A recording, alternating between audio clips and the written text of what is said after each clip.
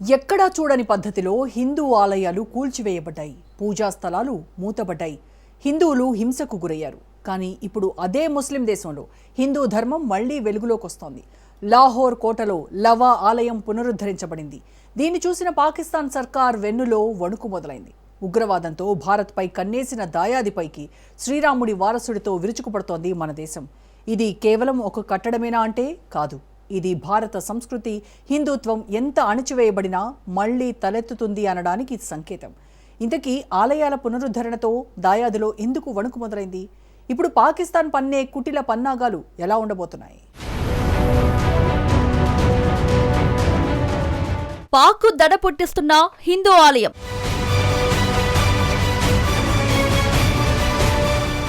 దాయాదిలో హిందూ ఆలయాల పునరుద్ధరణ. లోహ్ ఆలయాన్ని పునరుద్ధరిస్తున్న WCLA. ఉగ్రవాదం అనే పదం వినగానే ప్రపంచవ్యాప్తంగా గుర్తుకు వచ్చే పేరు పాకిస్తాన్. ఇది కాదనలేని సత్యం. మరోవైపు ఇది ఒక ముస్లిం దేశం కూడా. భారతదేశానికి పొరుగున ఉన్న ఈ దేశం స్వాతంత్ర్యం వచ్చిన నాటి నుంచి భారత్ను ఒక శత్రువుగానే చూస్తూ వస్తోంది. ప్రత్యక్ష యుద్ధాల కన్నా ఉగ్రవాదాన్ని ఆయుధంగా మార్చుకొని మన దేశాన్ని అస్థిరపరచాలనే ప్రయత్నాలు ఎన్నో జరిగాయి. పక్కింటి మీద రాయి వేస్తూ తన ఇంటి పైకప్పు పగిలినట్టు పాకిస్తాన్ విధానాలకు ఇది చాలాసార్లు సరిపోతుంది. ఇలా భారత్పై దృష్టి పెట్టిన పాకిస్తాన్ తన దేశంలో ఉన్న అసలైన సమస్యలను మాత్రం పట్టించుకోలేదు. ముఖ్యంగా అక్కడి మైనారిటీలు, హిందువులు, సిక్కులు ఎన్నో ఏళ్లుగా వివక్షను, నిర్లక్ష్యాన్ని ఎదుర్కొన్నారు. హిందూ దేవాలయాలు కూల్చివేయడం, పూజా స్థలాలను మూసివేయడం, సంస్కృతిని తుడిచివేయాలనే ప్రయత్నాలు జరిగిన సందర్భాలు చరిత్రలో నమోదయ్యాయి. కానీ ధర్మం నశించదు, దాచినా దాగదు అన్నట్టు హిందూ ధర్మానికి సంబంధించిన ఆనవాళ్లు కాలగర్భంలో ఉన్నా పూర్తిగా మాయం కాలేదు.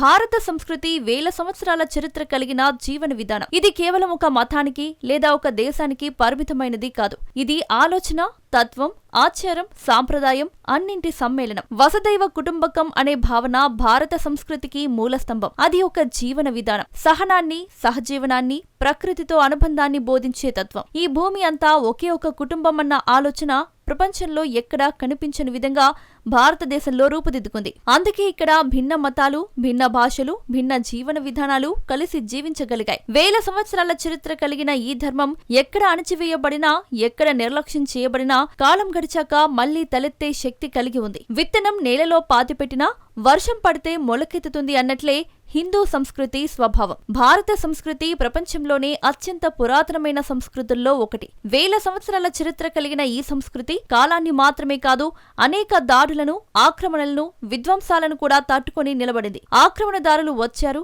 పాలకులు మారారు, రాజ్యాలు కూలిపోయాయి. అయినా సంస్కృతి మాత్రం నిలిచింది. కారణం అది ప్రజల గుండెల్లో ఉంది. పండుగలలో, భాషలో, సాంప్రదాయాలలో, కుటుంబ వ్యవస్థలో అది జీవిస్తోంది. ఇంటి పునాది బలంగా ఉంటే తుఫాను కూడా ఏమీ చేయలేదు అన్నట్లు భారత సంస్కృతి పునాది చాలా లోతుగా ఉంది.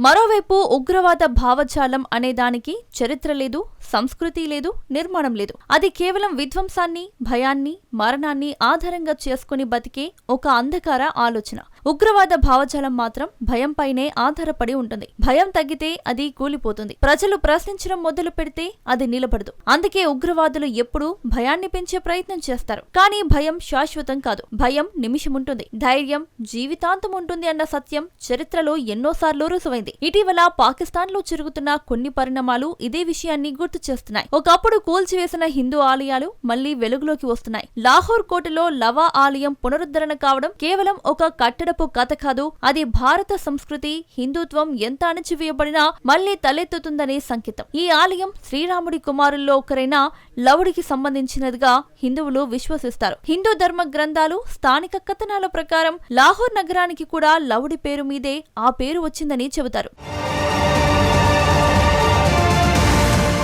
హిందుత్వం అనేది కేవలం భారతదేశ సరిహద్దుల్లోనే పరిమితమైంది కాదు. ఒకప్పుడు అఖండ భారత భావనలో భాగమైన ప్రాంతాల్లో, నేటి పాకిస్తాన్, ఆఫ్ఘనిస్తాన్ వంటి దేశాల్లో హిందూ సంస్కృతి బలంగా ఉండేది. లాహోర్ వంటి నగరాలు హిందూ, సిక్కు, బౌద్ధ సంప్రదాయాలకు కేంద్రాలుగా వెలుగొందాయి. కాలక్రమంలో పాలకులు మారారు, మతాధికారం మారింది. కానీ నేలలో దాగి ఉన్న చరిత్ర మాత్రం అలాగే మిగిలింది. లాహోర్ కోటలోని లవా ఆలయం కూడా అలాంటి ఒక సాంస్కృతిక సాక్ష్యం. ఈ ఆలయం చాలా సాధారణ నిర్మాణంతో ఉన్న దాని వెనుక ఉన్న భావం చాలా గొప్పది. శ్రీరాముడి వంశానికి సంబంధించిన ఆలయం ఒక ఇస్లామిక్ దేశంలో ఉండటం, అది మళ్లీ పునరుద్ధరణ పొందడం అనేది హిందూ ధర్మం యొక్క శాశ్వతానికి ఒక ఉదాహరణగా చెప్పుకోవచ్చు. రాయి మీద రాసిన మాట చెరగదు అన్నట్లు ధర్మం మీద నిలిచిన సంస్కృతి కాలాన్ని తట్టుకొని నిలబడుతుంది. వరల్డ్ సిటీ లాహోర్ అథారిటీ, ఆగా ఖాన్ కల్చరల్ సర్వీస్ వంటి సంస్థలు ఈ ఆలయాన్ని ఆధునిక పద్ధతులతో పునరుద్ధరించాయి.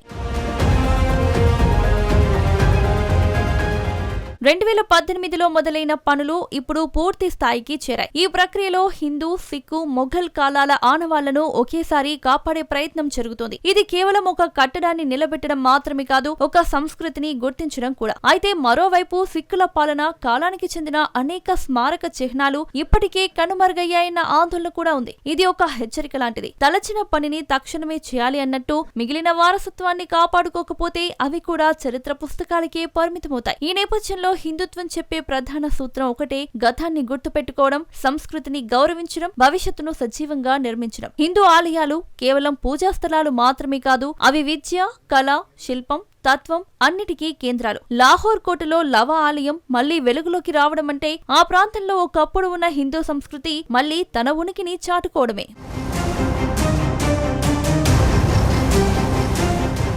అంతేకాదు, పాకిస్తాన్ వంటి దేశంలో ఇస్లామిక్ రాజకీయ, సామాజిక ఒత్తిళ్లలో కూడా ఒక హిందూ ఆలయం తన అస్తిత్వం, తన చారిత్రక ప్రాధాన్యత, తన సాంప్రదాయాన్ని చూపించగలదని చాటుతోంది. ఇది ముస్లిం దేశాన్ని భయపెడుతోంది. ఎందుకంటే దాదాపు 100 సంవత్సరాలుగా పక్కన పెట్టిన, దుర్మార్గంగా నిర్లక్ష్యం చేయబడ్డ చరిత్ర మళ్లీ ప్రజల ముందుకు వస్తుంది. మొత్తంగా చూస్తే పాకిస్తాన్లో హిందూ ఆలయాల పునరుద్ధరణ ఒక చిన్న సంఘటన కాదు. ఇది హిందూ ధర్మం ఎంత అణచివేయబడినా పూర్తిగా అంతరించదని చెప్పే సంకేతం. నది దారి మళ్లిన నీరు ఆగదు అన్నట్లు హిందుత్వం కూడా కాల ప్రవాహంలో దారి మార్చుకున్నా తన సారాన్ని మాత్రం కోల్పోదు. ఈ లవా ఆలయం పునరుద్ధరణ అదే నిజానికి ఒక మౌనమైన సాక్ష్యం.